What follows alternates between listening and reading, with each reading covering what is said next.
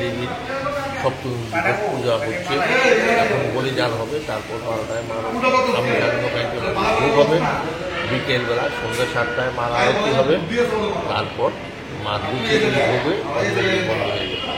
মূলত কি উদ্দেশ্য নিয়ে রাজারা এই পুজোটা করেছিলেন? এটা মহারাজ সুরত করেছিলেন।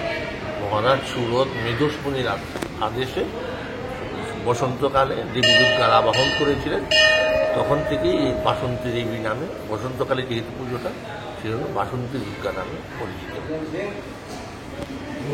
ভগবানের কাছে কি প্রার্থনা করা হবে? ভগবানের কাছে প্রার্থনা করবো যাতে সবাই নতুন বৎসর এসে সবাই যাতে ভালো থাকে, সুখে থাকে, শান্তিতে থাকে, সেটাই ভগবানের কাছে প্রার্থনা আমার মার কাছে।